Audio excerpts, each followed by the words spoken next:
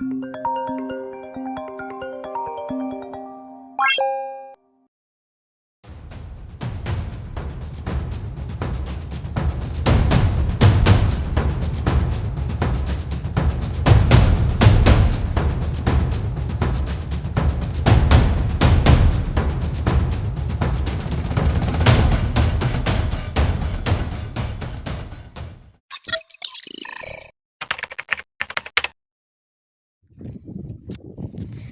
news and bad news.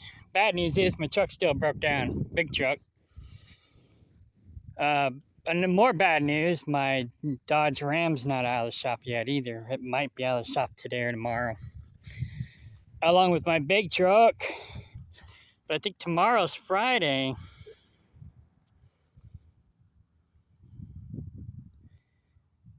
I don't know. Let me look at my other phone. Yeah, tomorrow's Friday. So, the good news is I got my gravel. So I had the excess gravel put over here. I probably should have put another layer over there, but it's all right. So this is going to be the new road going down the middle of these two properties. And basically, we're going to put in a wide ass driveway up here. It'll be 40-foot driveway. And we'll basically have the telephone poles in here somewhere. And I'm not sure which telephone pole we're going to come off of, either that one or that one, but we'll come off of one of those telephone poles since this is pretty much dang near center. So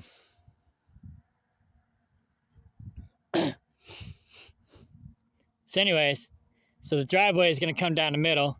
We'll have her side, or this side will be the coming inside, and this side will be the going outside. So like say, yeah, basically it'll be two-way traffic, and it'll be a wide driveway, but whoever owns this property, if I get it, I'll have to pay for it. If my brother gets it, he'll have to pay for it. If Sophie gets it, she'll have to pay for it. But they'll pay for the gravel on their side, I'll pay for the gravel on my side. And the reason why it's going to be an extra wide driveway is because telephone company says you have to have 15 feet on either side cleared. Well, why would I want 15 feet on either side in my property? So if we're going to have power going back here, might as well have it on the property line. And then we can drive either side of the power lines, because we have to keep it clear anyways. Might as well put the road there, right? If I was going to put the power lines anywhere else in the property, I was going to run them down the center of this property and put my road down the middle of this property. But then I'd have to move the greenhouse, and that was a problem. So yeah, we decided we're going to do this. My brother may not have agreed with it, but he watches my videos, so I think he agreed with it, but I'm not sure. Sophie definitely agreed with it. And if I end up buying it, well, I agree with it. So I agree with myself. So anyways, so we'll make an extra wide driveway there. We got a wide driveway there. We'll have an extra wide driveway there and a regular driveway over there. So that could be for, whatever. I mean, if I have the property, it'll be car entrance. That'll be whatever. And then this one will be commercial. If I own it. Maybe, I don't know, we'll figure it out. It's all speculation at this point. But yeah, this is the property line. So this would be the perfect place to put telephone poles. Have to keep it 15 feet cleared on either side. So, perfect place to put the road. And then, their easement will basically be our driveway. Because, they have an easement. They can come onto your property and do whatever they want on your property because they have an easement. might as well put it in the road. So anyway, so I put my excess gravel over here because I had a bunch of potholes. I just got to smooth it out now. And so basically 15 feet is going to be the road going all the way back. And it pretty much already is the road anyway, so.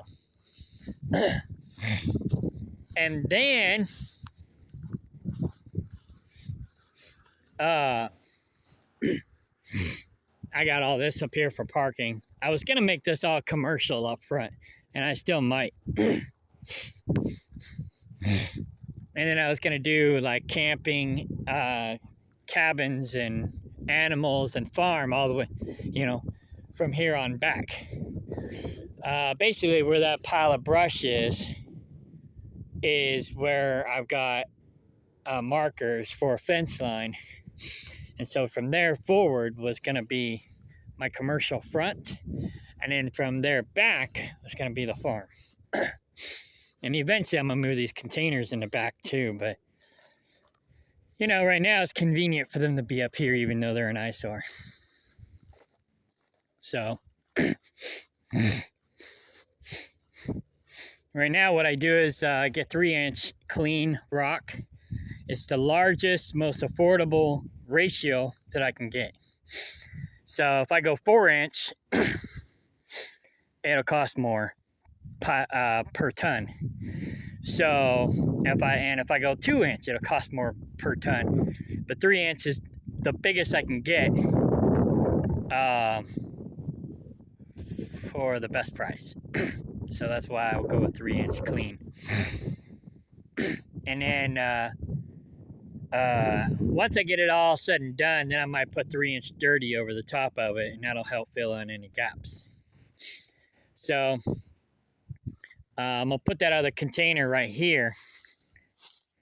You would think I was gonna put it over there, but anyways, I'm gonna put the other container right here next to this one, and then basically we can drive in between the two, because this got the side doors, so we could drive in here and have access to these side doors.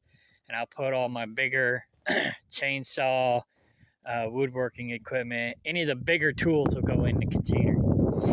However, let me get my chainsaw because I gotta go do some work over there. I gotta redo the floor because David Ray was using that container and he didn't take care of it. Who is this? Hello. Hello. I'll head your way if you're ready. I'm ready. All right, I'll be there in a few minutes. Okay, bye. Yeah. All right, that's my tow truck guy. So he's gonna move the container for me.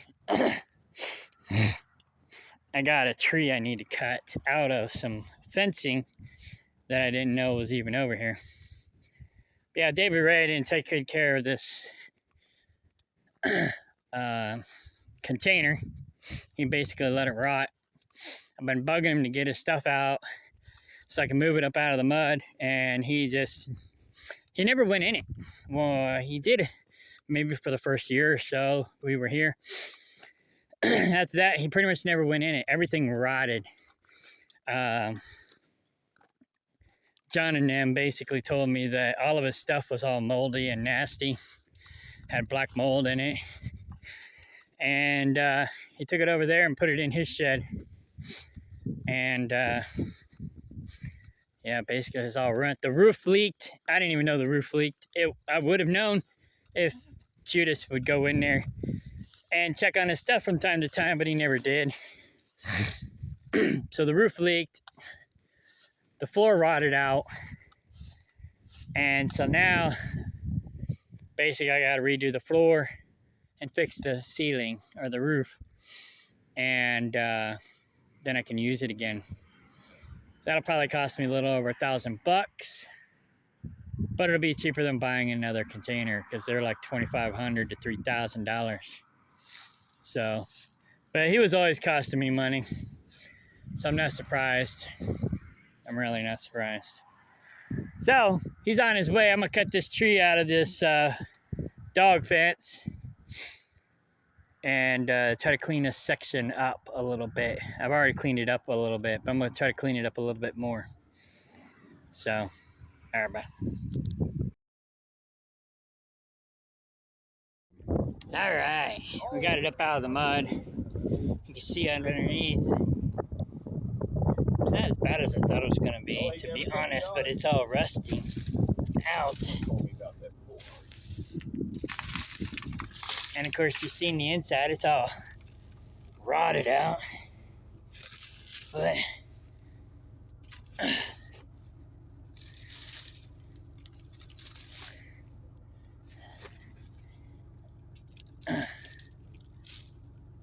No, after 30 days, nobody picks it up. We're going to just get rid of it.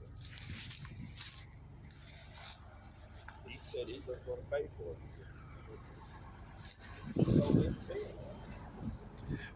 it took a minute getting it up out of the mud, but we did it. He did it mostly.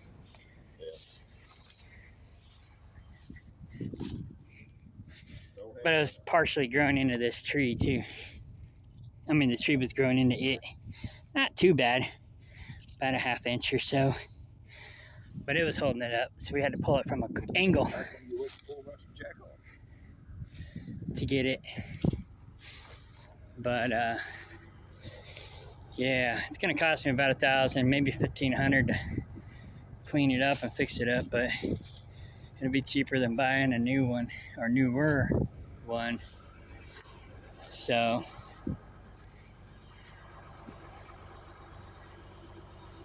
all right, we're gonna move it over there, put it with the rest of them, and then I'll start working on cleaning it up and fixing it up. A few moments later.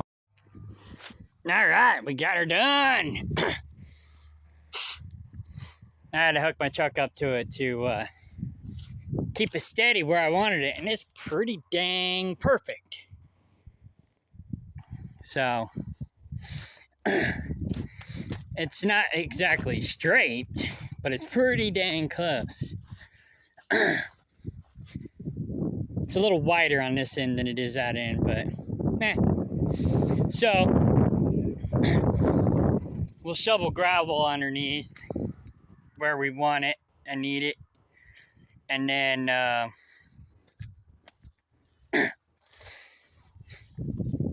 then I'll get in there and clean it up.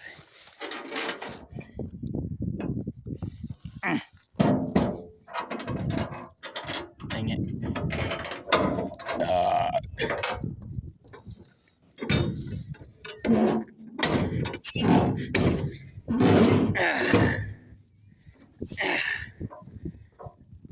So that's how David Ray left my container. This is why you don't let people borrow or use your stuff. They usually don't appreciate it. So yeah, I gotta pull at least the top layer up off of this. And then I'm not gonna replace the whole thing. Like, you know, replace. What I'm gonna do is I'm gonna take this top layer off maybe.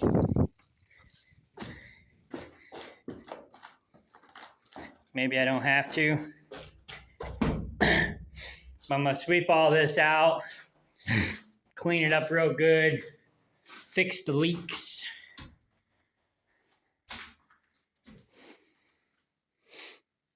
And then get treated plywood and basically lay it down. And then screw it down to the existing stuff. And hopefully that's enough to hold it down proper. But I'm gonna get the thick treated plywood, the good stuff, and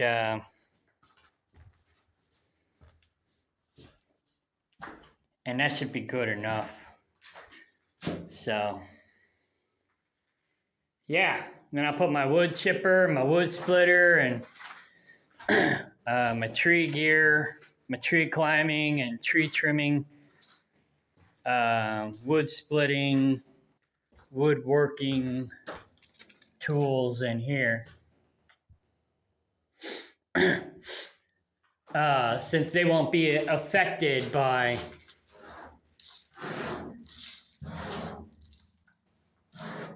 the elements as much as, say, other personal belongings. And yeah. So I guess David Ray thought it was my responsibility to take care of the container that he was using for free, even though I didn't even know it was leaking. He should have let me know it was leaking, but he never came in here. But all of his stuff was all rotted, as you can see. My container's all rotted. But this is how he lives. He doesn't take care of nothing. He's just a freeloader. Now he's freeloading off of Bill. Bill didn't even want him. He just took him because nobody else wanted him either. And he didn't want to see him be homeless. But he even regrets having him there already. He hasn't come out and actually said it. But he said other things alluding to the fact, and you can tell in his face, that he wishes he wasn't there. In fact, actually what he did say was that he's hoping that when Sherry gets her place, she will take him with her because he needs to go, basically. I don't remember how he said it, but that's basically what he said is he's basically praying that when Sherry gets her own place, if Sherry gets her own place, and when or if Sherry leaves, that she will take David Ray with her because he really doesn't want him either. But rumor has it that Sherry's just another David Ray, and she's basically pretending to look for another place so she can buy her time, and she's basically planning on mooching off of them as well. So chances are Bill and Shirley stuck with both of them, which is unfortunate. So, yeah.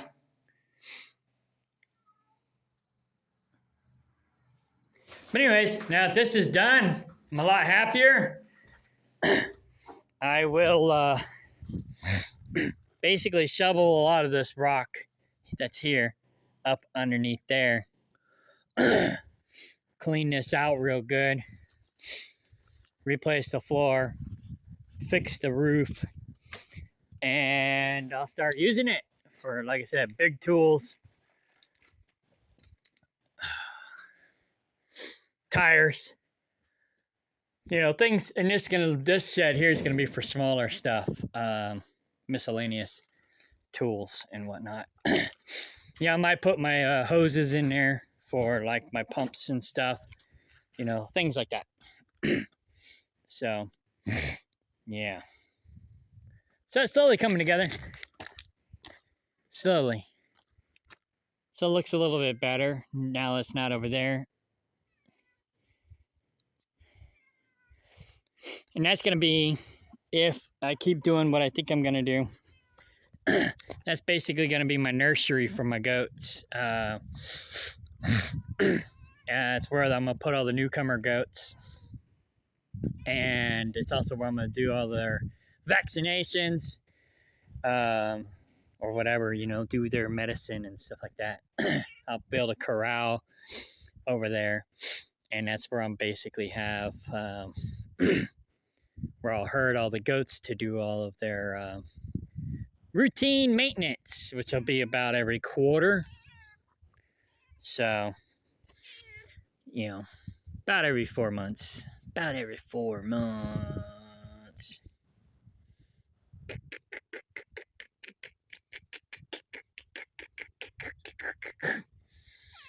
Goofy goober.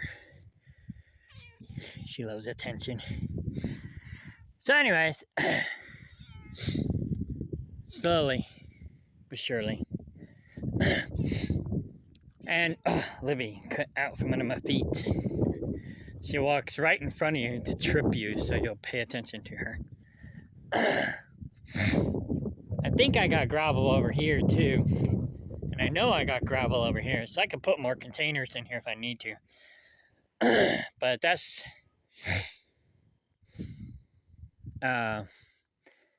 only if I have to. Eventually, I'd like to move the containers in the back, put them strategically where I need them. But I don't know. I don't know when that's gonna be or where that's gonna be. So in the meantime, I got them up here on the gravel, easy access. I parked my big truck up here, and then I got my camper and stuff back there. But yeah, once I figure out where I'm gonna move the containers, that's when I'll move them. What? You're dusty. All right, I gotta get some stuff done now. I'm gonna go over to Kaplinger, work on the plumbing for the toilet, and then get some other stuff done. My big truck should be fixed tomorrow, so I'll be going back to Kansas City probably tomorrow. And my pickup truck might be out of the shop tomorrow too. So maybe I'll be able to get it legal tomorrow as well. All right. Oh, persimmons, but they ain't no good no more.